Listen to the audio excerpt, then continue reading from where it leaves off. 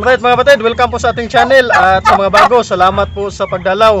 For this video mga kapatid, ipapakita ko po sa inyo kung paano ang pagluto ng pabo.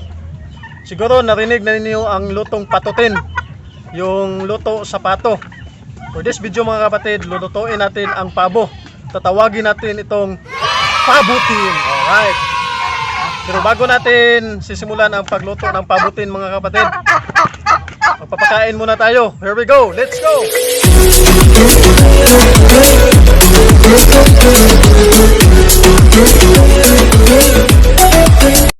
Ubos na po ang ating DIY food snack ng ating mga pabo. At mga kapatid, kung magpapakain pala kayo ng pabo, pwede nyo ipakain ang mga balat ng mga prutas o mga balat ng gulay. Hiwain nyo lang ng pino at ihalo nyo sa pagkain nila. Gaya nito. Yan. May carrot, sayote at iba pa. Magpapakain na tayo.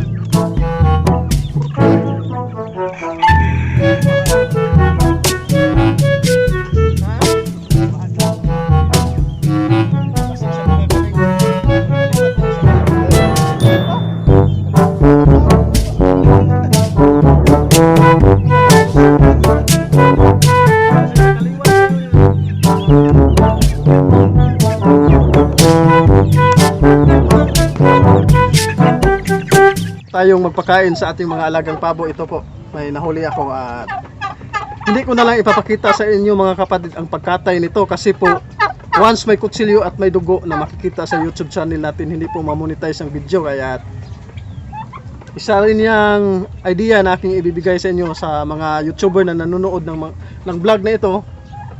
Wag nyo pong gawin na mag-upload sa inyong channel na may nakikitang dugo tapos may kasamang kutsilyo. Yan po, ilang bisis na po akong nakasubok na mag-upload ng ganyan. Hindi po mamonetize ang video na yon. Kaya ito po mga kapatid, samahan nyo po ako. Alright. Magluluto po tayo mamaya ng tatawagin nating pabutin. New version po yan ng pabo. Kasi isa sa paborito kong pagkain yung tinatawag pato tapos niluto at tinatawag na patutin. At itong pabo, gagayahin natin ang mga pamamaraan ng pagluto na yon. Tatawagin natin itong pabutin. In the count of 3, here we go. 1, 2, 3, let's go! Oh no!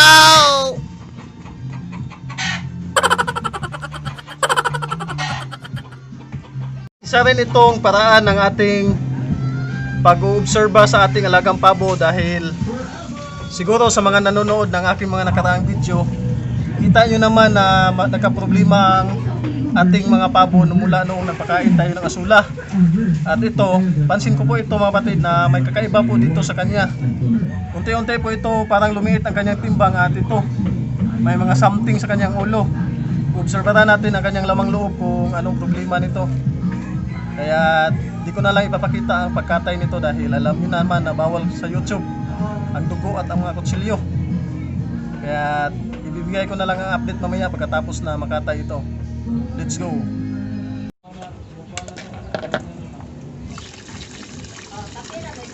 Alright mga kapatid, ito na po. Tapos na po nating maihaw at makatay. Tapos hindi po kakasya dito ang isang buong pabo.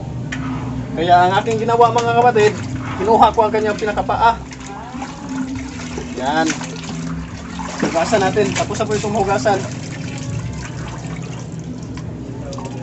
Lalagay natin to dito. Yan. Ganyan na yung maging itsura. At ang kanyang lamang loob. At ng pagkatay ko kanina mga kapatid, okay naman ang kanyang atay. Ito, sinabi ko kanina, patungkol naman doon sa inobserbahan natin ang ating mga alagang pabo kung ano po talagang kalagayan ng kanilang lamang loob. At ito, nang tinignan ko ang kanyang atay, okay naman, ngunit may marka pa rin ng may spot. Kagaya nung nauna nating inihaw ng mga pabo. At ang isang problema nito, talagang napakakapal na ganyang kuto. Yun po ang isang rason kung bakit parang mahirap itong palakihin o patabain. Kaya ito na, ang next step natin para mawala ang langsa nito, mapapabo, pato, itik at gansa, dapat pakuluan muna ito ng tubig para mawala ang kanyang langsa. At mamaya ipapakita ko sa inyo ang ating pabutin, kinuha sa pangalang patutin. Alright, ayan na po, tapos na po nating mapakuluan. Yan, napakuluan na natin. Tapos kukunin natin ang pabo at itatapon na lang natin yung sabaw. Here we go, let's go. Ayan na ang ating pabo. Matapos ko na po yung pakuluan at akin ang inihiwalay ang kanyang sabaw at ang laman. At ito po ang ating ingredients mga kapatid. Una, 7-Up. Yan po ang ating gagawing sabaw sa ating pabo. At kaya yan dalawa mga kapatid kasi susubukan kong papaapawan ko talaga ito ng 7-Up. At kapag wala kayong 7-Up mga kapatid, mas magandang gamitin ninyo ay yung sabaw ng niyog. Yung kanyang pinakasabaw, napakasarap niyan. Kasi, kaya lang, wala kaming niyog dito ngayon dahil wala kaming puno ng niyog. Pero dati yung patutin ang aming ginagawa, yun po, niyog po talaga ang aming ginagamit bilang sabaw. Kung wala namang 7-Up, niyog, pwede Sprite. Yan. Yan tatlo po ang pwede nating pagpipilian. Tapos, ito po, Del Monte Pineapple Chunks. Kunti lang po mga kapatid, pero mas maganda po pag marami. At napakaganda mga kapatid at napakasarap yung talagang nature na pineapple, yung hinog talaga na binalatan. Tapos yun po ang magandang gamitin, yung napakahinog na nature talaga, yung walang preservatives. Isa pang sangkap natin, itong asukal. Tapos ito mga lamas, siling maanghang, sibuyas, luya, bombay, ahos o bawang. Yan po, asin. At itong mantika. At sa ngayon, pinapainit ko na ang ating kaldero. Yan. Lagay na natin ang ating mantika upang magisa.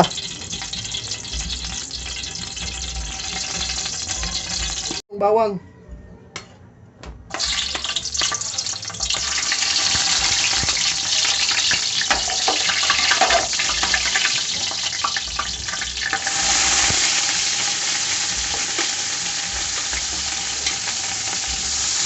Lamas.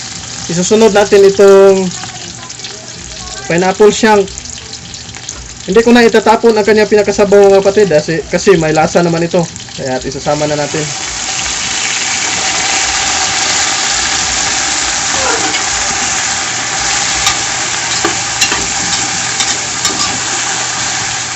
Ayan na.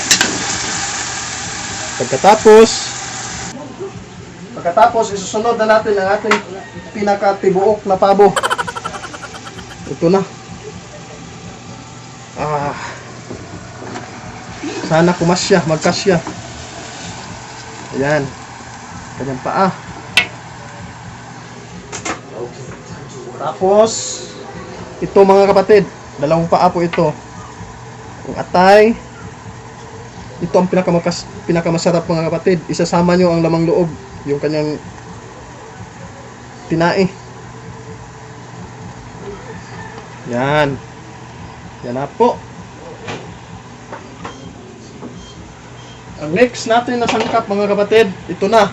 ang ating pinakasabaw, 7-Up.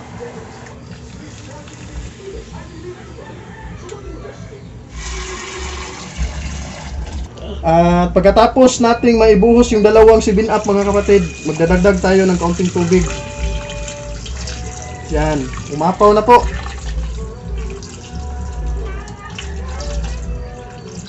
Yan na. Stop. Ito na, atin na pong takpan mga kapatid. At sa pagkakataong ito, dapat po naka full speed po ang ating lakas ng apoy. Palakasin nyo po kung hanggang kailan at hanggang saan aabot ang lakas ng inyong apoy. Kung mapakahoy man o mapa-stove o silin. At pagkarating naman na ito ay kumulo na talaga, doon muna ibababa ng kunti ang apoy. Pahinaan mo na ang apoy kapag once na kumulo na ito. Ayan na po, antayin na lang natin mamaya mga kapatid. Update ko na lang kayo. Ito tayo nagluto kasi ngayon sa ating silin. Kasi doon sa pinaka abuhan namin o yung tinatawag na dirty kitchen, nagluluto po ang aking mama ng biko. Tingnan nyo, ang ating kaldero pang dirty kitchen po talaga yan. Ipapasilip ko sa inyo mga kapatid ang kanyang ginagawang biko. Ayan po mga kapatid, ang kanyang niluluto sa aming dirty kitchen. Yan, ang biko. Kaya hindi tayo nakapagluto dito kasi dito siya nagluto. Papasilip ko sa inyo ang kanyang niluluto mga kapatid. Ang kanyang specialty na biko. Yan, tingnan nyo. Yan po ang kanyang biko na niluluto. Up and down po ang dukot. Napakasarap na biko yan. Up and down ang dukot. Kaya hindi tayo nakapagluto dito. Doon na lang tayo sa silin. Alright mga kapatid, ito po nagpahubas ng palaisdaan. Napakaraming isda, ilang kilo kaya to? Ano tayo buntis sa kabaldi? Yan. Yan, maraming galunggong mga kapatid. Galunggong at saka bulinaw. Asam to mga Ayan ay, bulinaw. Sadak ko sa bulinaw ay. Ayan ay, bakasi. Ito na, aninikad.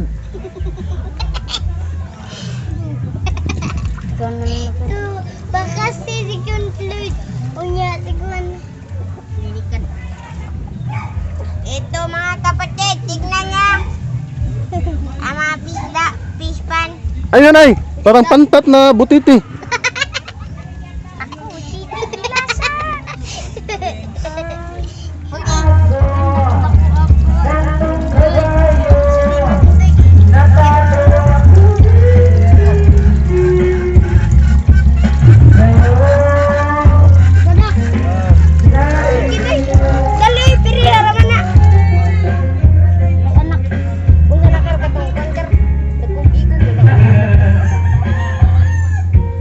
Nindotag ikog sa pintoy. Ulo tuya. Tara. At yan naman ang ating sisiw. Pabo at manok. Mix na po yan. At ang iba dyan, sisiw po niya ng ating incubator. At ang iba naman, tuloy-tuloy pa rin ang pagpisa. Yan na po sila.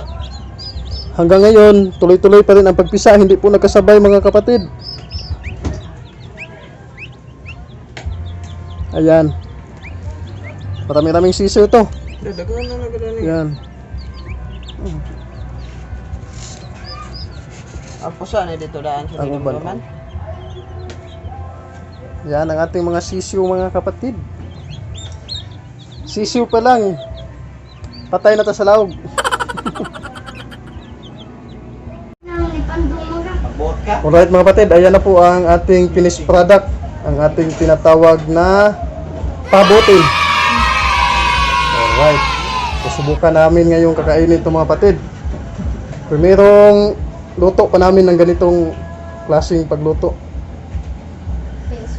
Parang inununan, parang humba. Klase-klaseng lasa ang matitikman ito mga kapatid. Ha? Di? Ha?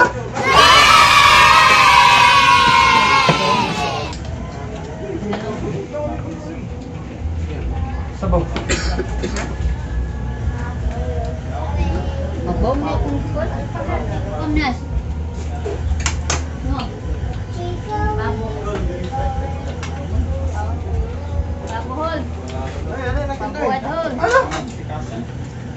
Bakit sarap ito ko na?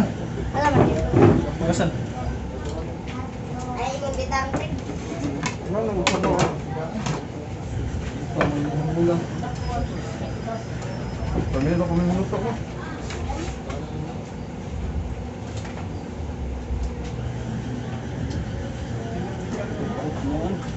Tibil lang ito.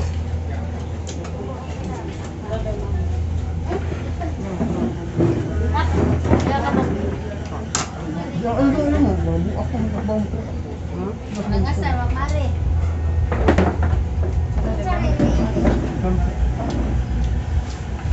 Lama to pansit. Pero dito kan sa ano daw ang gidadaan.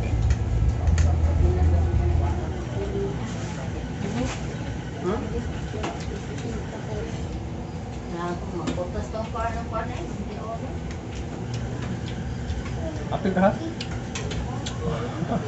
Gila po sige. Stop it. Stop.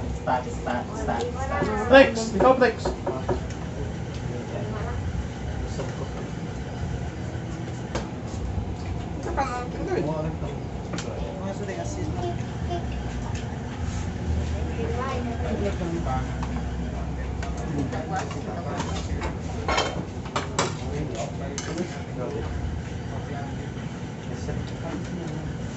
Tuleng.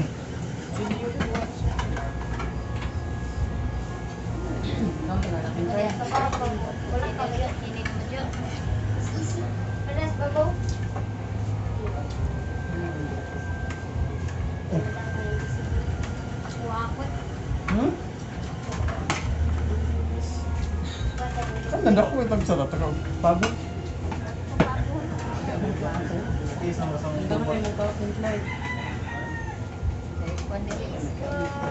Plato. Kaya, iasa, gitawara. Minan Patutin kirada dan paabungan, pabuti.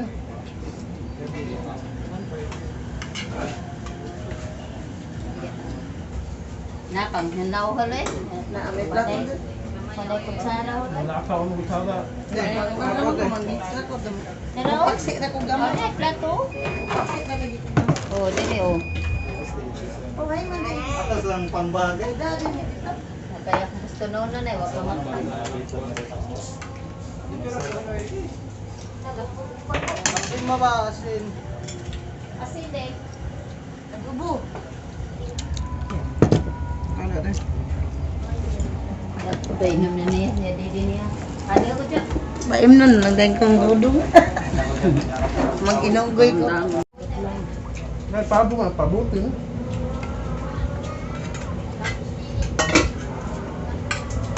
Napay ko sa diya, yan, lununod sa'yo.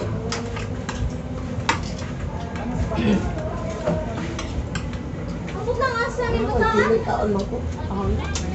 Ang akong nilisa.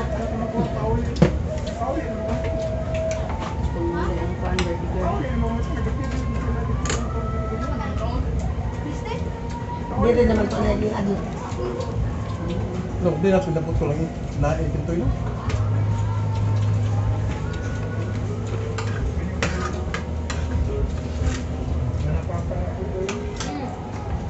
Saan na kang pabo ko na? Nahan ako yun. Nakita ka ang magkatagwa. Hindi na.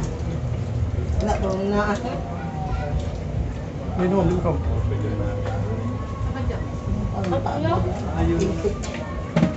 Yung kami. Yung kami. Hoy! Mel! Wala Mel! Hindi ba di kung nung kamukhaw natin? Aliyaw, tilawin niyo!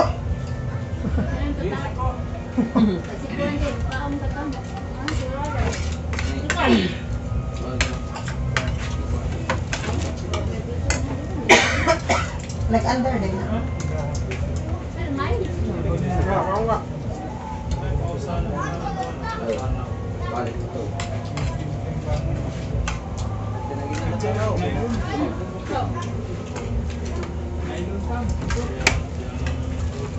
Ano, ba, design na.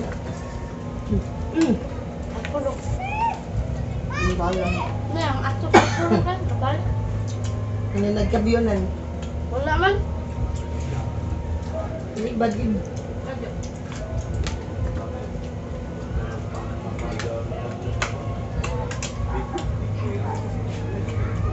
Kamay lang siya, gidlapawan na kami Ano ni yan backbones?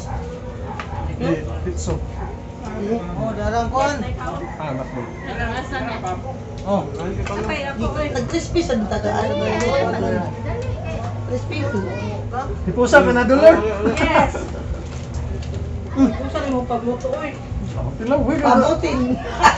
Kilaw, wait. Kaya mapil po ka sa vlog, oh. Pabutin! Eh, pwede mo pa bang kusa dito? Bisod. Asa din, ano yun mo? niyaw mo niya gibutang dito lahat. Ilawin sa po. Pabutin! Hoy! Wa gamay na lang. Bani mo yatag nanay ni mo.